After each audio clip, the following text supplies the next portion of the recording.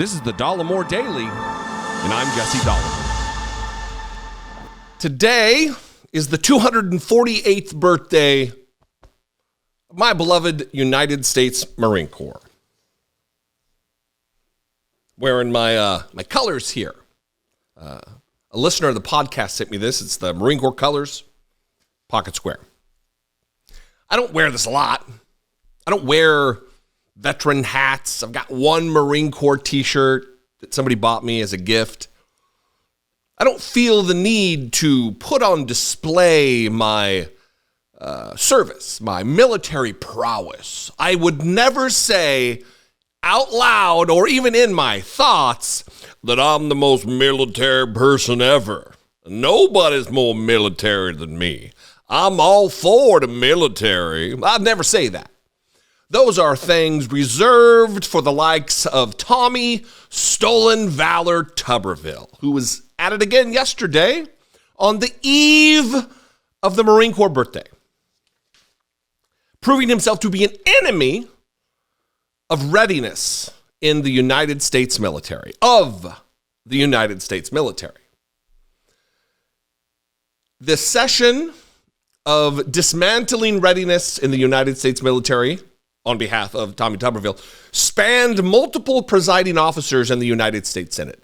I have a clip here I'm going to play for you of Tim Kaine, a veteran himself, trying to get promotions forwarded, moved past the Senate so the United States military can act in a fulsome manner, complete with a roster of officers who are being paid to do the job they're doing and to be able to pay their bills and exist in the world like any other normal job. A thing that Tommy Tuberville stands in the way of every single moment of his life, apparently, right now. Here, I'm going to play this clip of Tim Kaine explaining the process, explaining how this normally works, explaining how Tommy Tuberville singularly is opposed to the United States military. Watch this. Why take it out on them? There's another avenue. Convince your colleagues that you're right. The Senator and I are on the Armed Services Committee. In June, we marked up the National Defense Authorizing Act, and we sat around the table, and it's a slight majority Democratic committee by one member. And Senator Tuberville offered the amendment saying, hey, the Pentagon's wrong. We should rescind the Pentagon policy. And he didn't get the votes. He was not able to persuade his colleagues that he was right. In the Armed Services Committee, I make amendments all the time that I'm not able to persuade my colleagues to go along with me on.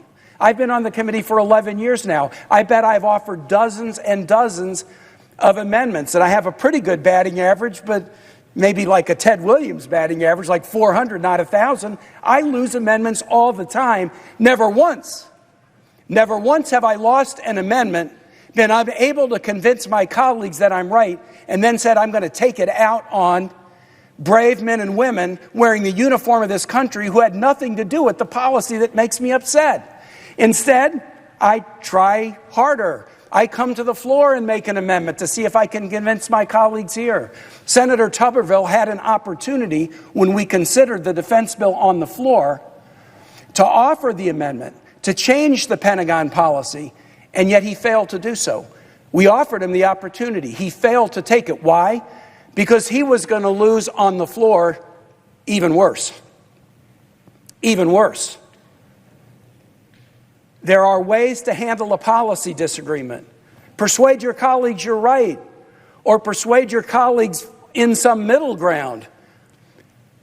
But don't punish these individuals whose names I am taking time to read, because each one of them has served this country bravely, in most instances for decades, with multiple deployments, with Purple Hearts, with Silver Stars, with Gold Stars, with service in combat zones.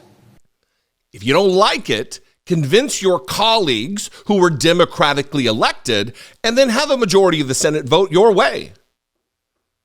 But because of arcane verging on ancient and idiotic rules of the United States Senate, one single human being can inflict all kinds of damage upon the United States military that he's all for. I'm all for the military. And the personnel who serve in that military. What is remarkably shocking, even for a dipshit like Tommy Tuberville, is the accusation that this is an attack on the Constitution and that Joe Biden, not Tommy Tuberville, is injecting politics into the military. Watch this remarkable hypocrisy. That we all swore to serve. I also feel real strong about the obligation to do something about this when the Constitution is attacked. I cannot simply sit idly by while the Biden administration injects politics in our military and spends taxpayer money on abortion. I also feel real strong when the Constitution is being attacked. Doesn't explain exactly what he means by that. I doubt he knows what he means by that, being the storied football coach and everything, not a military expert, not a readiness expert, has never served a day, an hour, a minute, a second in uniform in service to his country.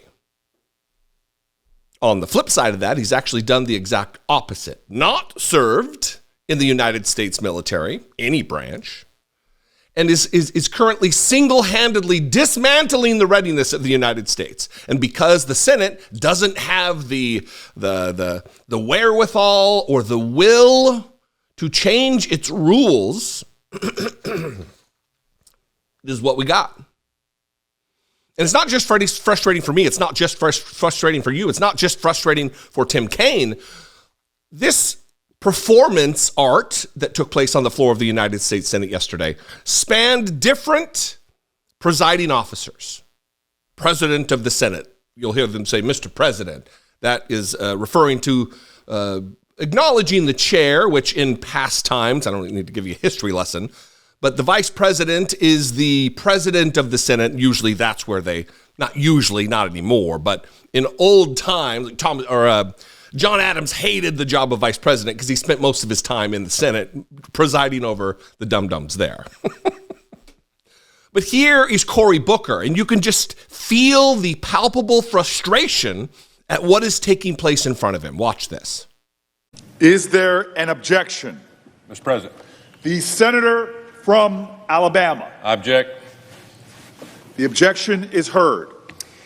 Mr. President, I ask that it be in order to make the same request with respect to calendar item 47, Major General Sean A. Kaine to be Lieutenant General. Is there an objection? Mr. President. The senator from Alabama. I object. Subtle, but frustrated. Wasn't so subtle with John Fetterman, also who took over for Cory Booker. They don't sit there all day. It's like an hour or two. He was even more visibly, outwardly frustrated with what was taking place. The Rear Admiral, lower half. Is there objection? President. The senator from Alabama. I object. Objection is heard. Mr. President, I ask that it be in order to make the same request with respect to calendar item 228, Captain John A. Robinson III to be Rear Admiral, lower half. Is there an objection? Mr. President. The senator from Alabama? I object. Objection is heard. So there you have it. The most military person there ever was. Dismantling readiness. Hurting the troops. Hurting actual human beings and their families who are attempting to serve their country, who have sworn an oath to support and defend the Constitution against all enemies, foreign and domestic, and all they want is to be able to do their job. All they want is to be able to have some security and certainty about where they will be stationed, how they will get there, how their families will find other jobs, where their kids will go to school.